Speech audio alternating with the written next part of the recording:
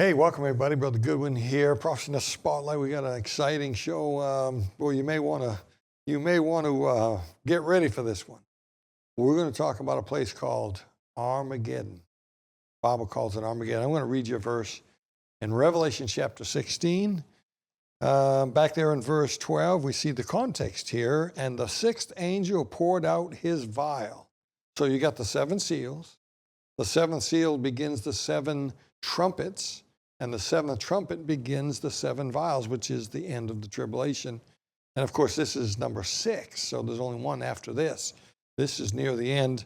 And look what it says here. The sixth angel poured out his vial upon the great river Euphrates, and the water thereof was dried up, and the way of that the way of the kings of the east might be prepared, possibly the Chinese, but whatever. And I saw 3 unclean spirits. This gets a little strange here. Remember, there's a lot of symbolism in the book of Revelation. You see that all the way back in chapter 1 of Revelation. He signified it.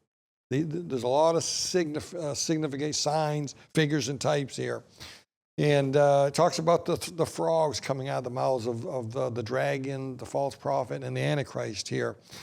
And verse 14, for they are the spirits of devils, working miracles, which go forth unto the kings of the earth and of the whole world, to gather them to the battle of that great day of God, to the battle of that great day of God Almighty. Whew, that's some pretty strong language. So this is a battle that God's involved in here. Look at verse 15. Behold, I come as a thief. Blessed is he that watcheth and keepeth his garments, lest he walk naked and they see his shame. And then verse 16, Revelation 16:16.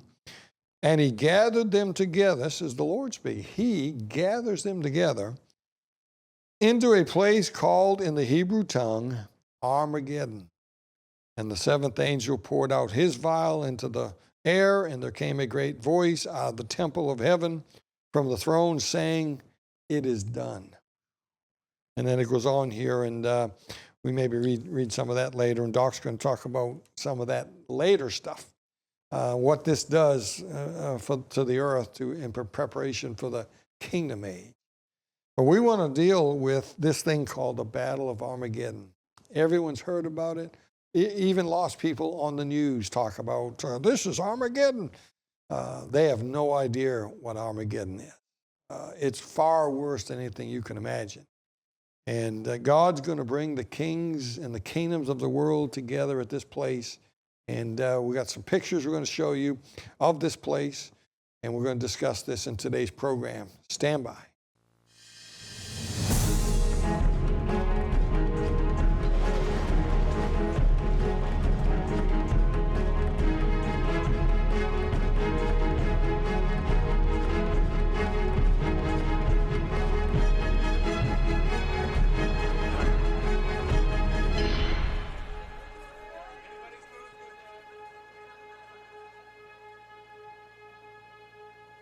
Greetings, everybody. I hope after that introduction that you decide to stick around. I hope you're here. This is going to be interesting. There's not a lot of talk out there about the battle. We hear a lot of talk about the coming Battle of Armageddon, but not too many people give many details.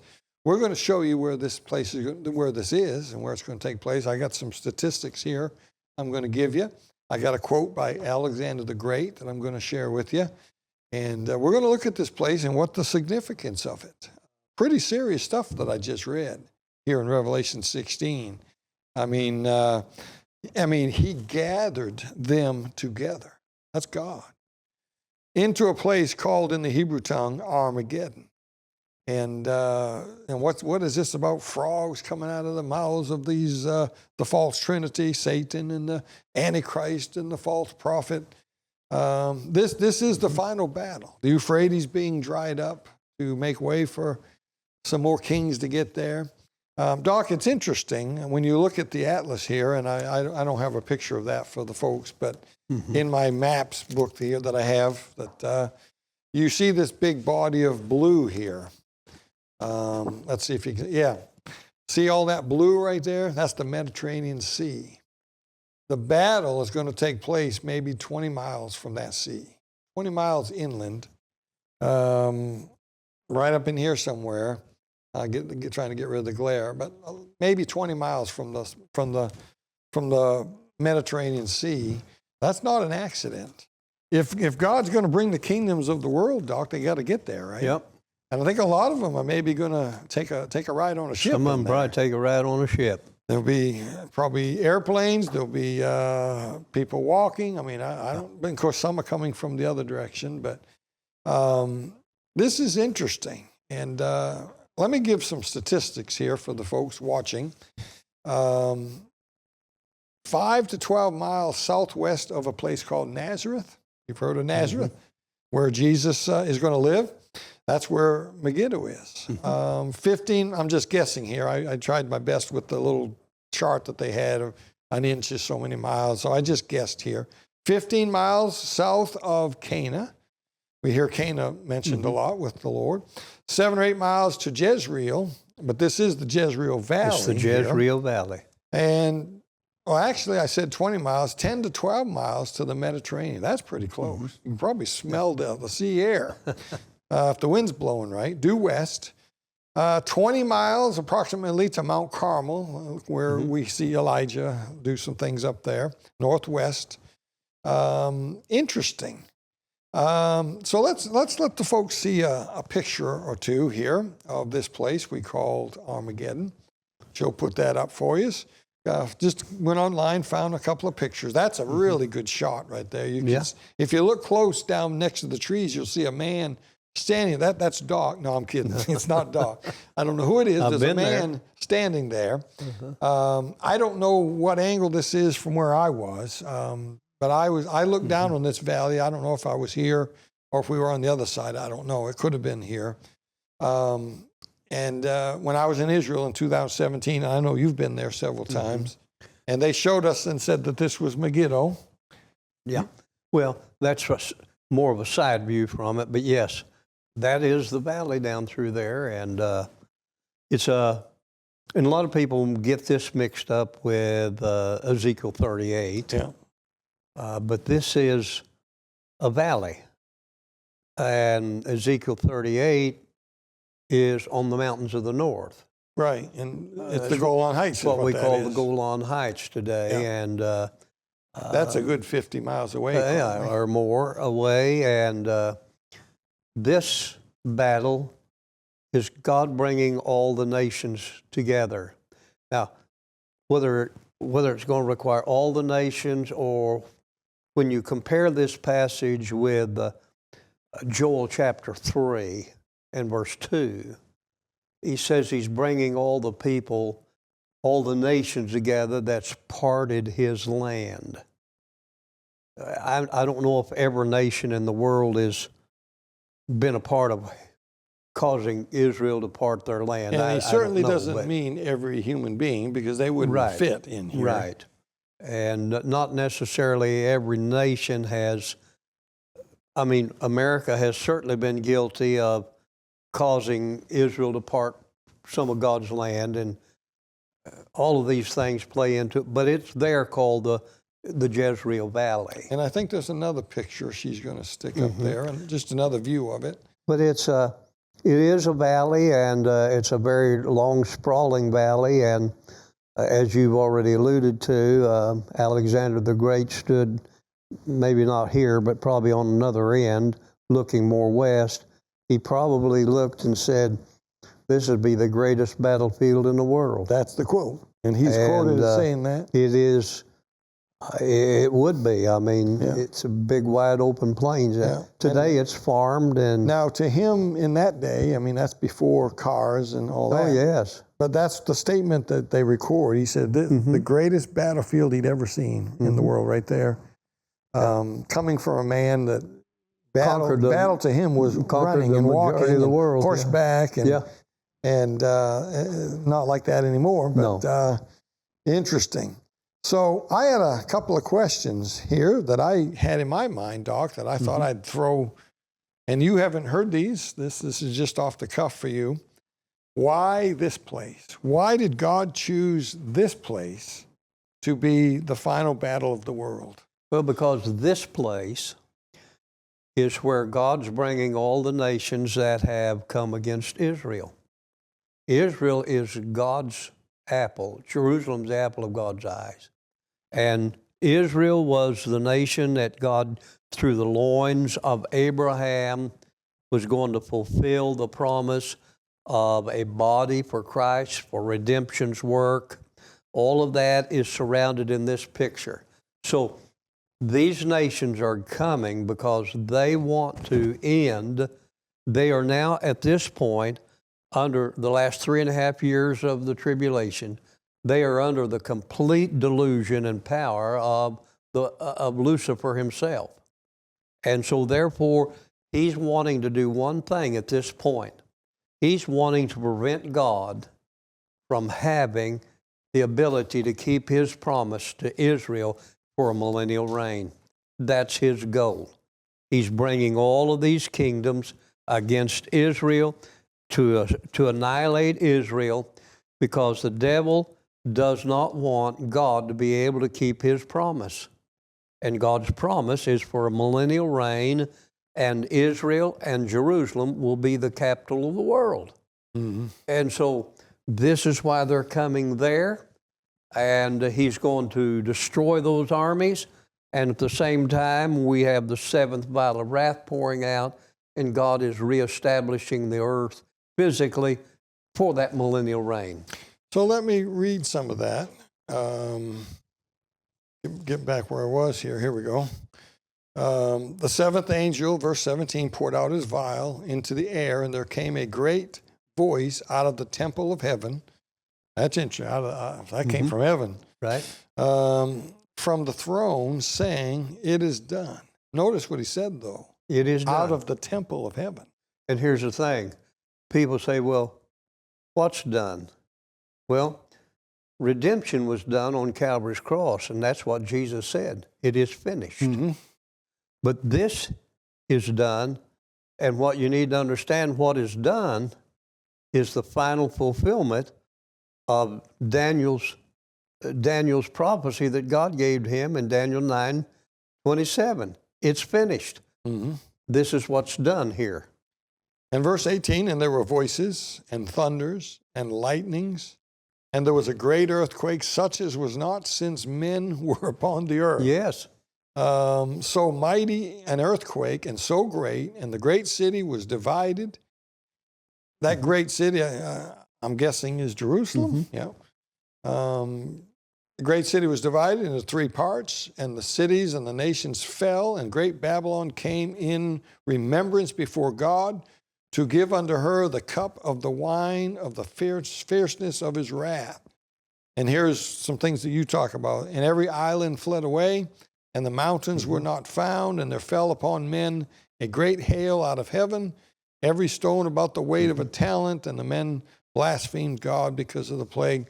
Yeah. God prepares the earth for the kingdom age, doesn't he? He's bringing them together, and there's a whole lot of Old Testament prophecy here. Because as we said a moment ago, Joel chapter 3 is giving us understanding of why. But there's a time when Jesus is going to come. He's going to put his foot on the Mount of Olives. And the Bible says that the Mount of Olives is going to be split in half. Yeah. And that would fit right here, wouldn't it? Yeah, and then I forget exactly what chapter in Jeremiah, whether it's 42 or 24. I think it's chapter 42 or somewhere along in there. He talks about a river that comes out from underneath the throne, and it goes a furlong and it's ankle deep, and then another furlong, it's knee deep, and then it's not long till it's waist deep, and then it's a river to swim in. And then when you put that together with other scripture, you find that during the millennial reign, what the Bible calls the Salt Sea, we call it the Dead Sea, but the Bible calls it the Salt Sea, will become the greatest fishery of the world. And so here's what people don't understand, and I've been blessed to be able to be there, and I've stood over the Gihon Springs, and it's a deafening sound. You can't carry on a conversation. It is so deafening, the sound of the water rushing underneath you there. Is that the one in the city of David? Yes. Where we think that the real temple was? Absolutely. Yeah. The Gihon Springs today runs west toward the Mediterranean. But when this battle takes place and when the seventh vial of wrath is poured out, this earthquake may be in association with when Jesus puts his feet on the mountain. Mm-hmm. That's going to split. The only thing that stands between Jerusalem and the Salt Sea is that one mountain. On the other side is a valley. And so I'm convinced that when Jesus comes in the Battle of Armageddon, he's going to also put his feet on the mountain, an earthquake that is not only going to separate that mountain, shifting the Gihon Springs. The waters are going to start running out from the Gihon Springs, which will be underneath the Millennial Temple, no matter what they are going to build in the interim time. And those waters are going to make their way to the Salt Sea. It's going to become the greatest fishery of the world. All of that is taking place, I believe, at the same time. The entire world is going to have a new topographical makeover. No more mountains, no more islands, no more real valleys. It's all going. I'm convinced that God at this time is going to basically restore planet Earth in a Pangea as it would have been in original creation. The hailstones falling from the sky here, depending on what measurement you want to use for a talent, it goes from anywhere in research from 80, 85 pounds to up to 110 pounds. Mm-hmm.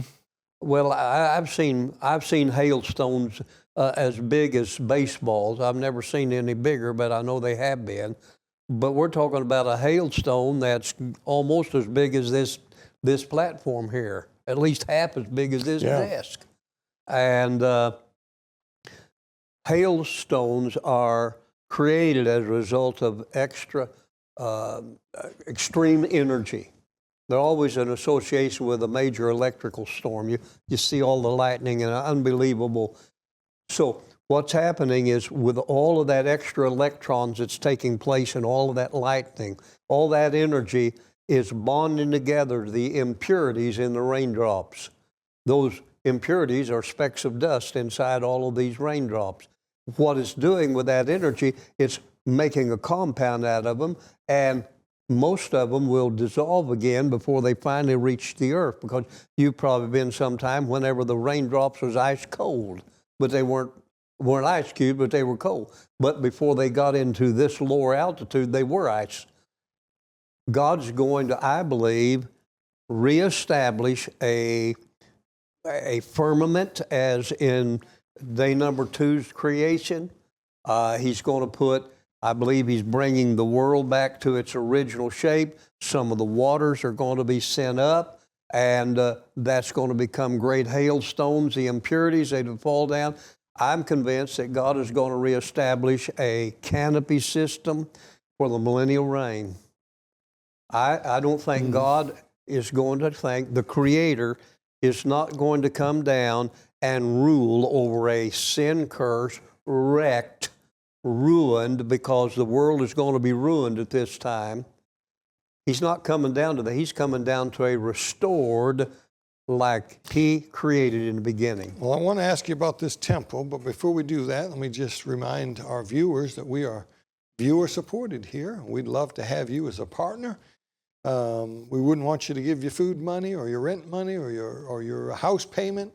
But if God has touched your heart and you like what you see and hear on our program, and a lot of people do, and if you got a little extra, if you'd like to help us, it costs a lot of money to be on the air, a lot of money, and we are viewer supported. Doc and I get no salary, and the money that comes in by check or credit card, or however people do it, goes to provide the payment to the TV networks that air our programs.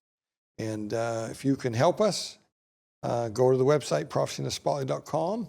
There's donate buttons there, or call the 800 number. It comes up every few minutes here right behind me.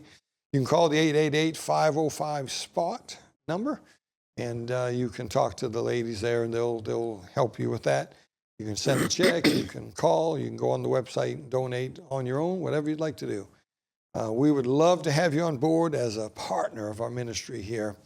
And I don't know about you, but Doc and I believe that what we're doing here is very important, very important. And I don't think, Doc, there's anybody like our ministry out there. There's nobody like you, so that's true. So we'd love to have the folks on board. Many of you already. Some of you send something every month. Some of you just every once in a while, and that's fine. Whatever you can do. And if you'd like to talk to either me or Doc, we'd be happy to just call the 800 number. Tell the ladies, hey, I'd like to talk to Brother Goodwin or Dr. Hiltebittle. Doc thinks he's the smarter one, so you may want to. But anyway, we'd love to talk to you and tell you what's going on here and and answer any questions that you have. So Doc, real quickly here, he mentions a temple. Mm-hmm. And this jumped out at me. And in verse 17, the seventh angel pours out the vial into the air. There came a great voice out of the temple of heaven. Yes.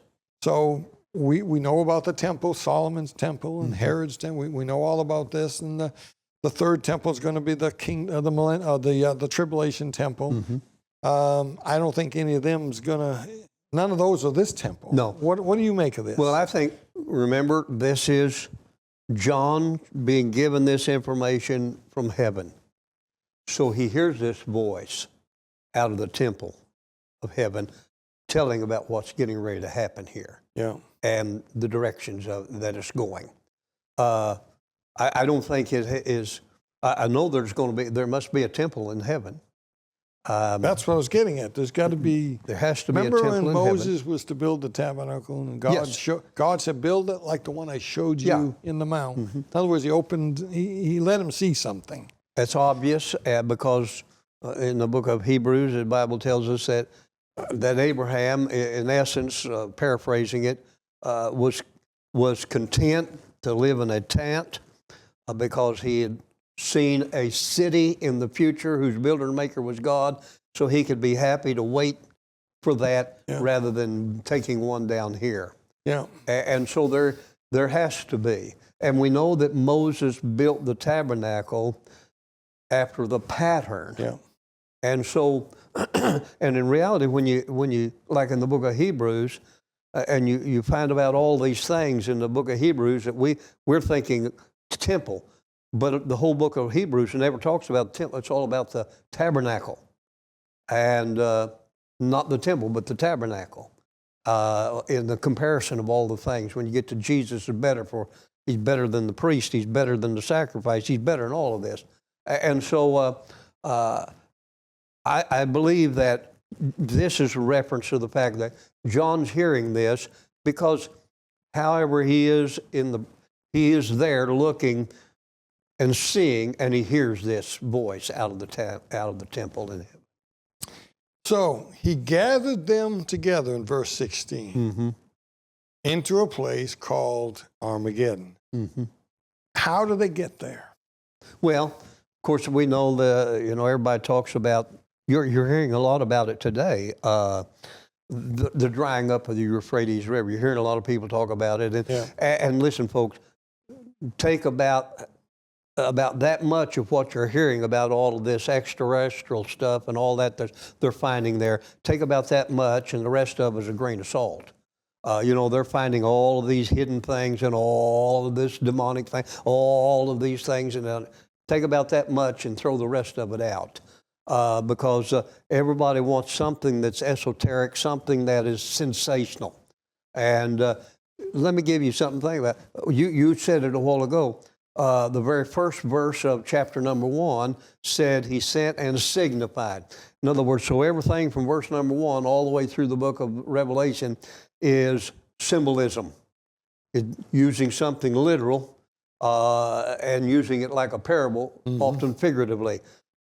So let me ask you a question. What army in our world today is going to be hindered by a river? None. Yeah. None. What we see is the symbolism. The Euphrates River has always been seen out through all of history. It has always been seen as the dividing line between Europe and Asia. It's simply telling us there's a time coming when there will be no line of separation between the two. And we already see that. Yeah, that's a good point. I'm convinced of it. Yeah. And I know, but you got to understand, man, the devil is a master at playing on humanity's sensationalism. And if he can get you sidetracked with all of these things out here, you've missed the whole point of what it's about. And look at today, via television, internet, cell phones, there are no boundaries anymore. There are no boundaries. You can be in a club or some kind of group online with people all over the world. You can be in the same room, for goodness sake. Even if you were marching, if you were even marching your army across through there and you came to Euphrates, in our world today, the pontoon guys would come and drop out their pontoons and everybody just march on over. Yeah. It is symbolic of the line of separation between the East and the West. It's not there. Yeah. And they just come. That's interesting stuff. That's interesting stuff right there. And but it's all associated with that seventh vial of wrath. As I'm convinced God is going to use this to set up the entire world. The world will be ready after this for the King of Kings to set up what we would call the ambassadorship, because from this point on, every year, every nation of the world is going to have to make their way to Jerusalem or the rain will be shut off. Well, let me read the second coming, because this is the same event. It is. This is Christ coming on the white horse. He ends that battle. That's right. Verse 11, Revelation 19:11, I saw heaven opened. This is during Armageddon, just a different chapter, giving another view of this. I saw heaven opened, and behold, a white horse. And he that sat upon him was called Faithful and True, and in righteousness he doth judge and make war. And his eyes were as a flame of fire, and his head was wore many crowns, and he had a name written that no man could see. And we don't have time to read it all, Doc, but this is Christ coming with us. It's the second coming. That's why I associated the earthquake with him putting his feet on the Mount of Olives and splitting it in half, and all of that prophecy fulfilled. Yeah. Well, we got 20 seconds, Doc. What would you say to the audience? I'm not going to be here for that battle. I'm going to be in heaven for 7 years by this time, and I don't know how long 7 years is in heaven. But anyway, if you're not saved, you need to be saved. You need to call on the Lord and receive God's wonderful redemption, change your destiny from hell to heaven, so you won't be here for this battle. All right. And until this battle, keep your eyes on them skies.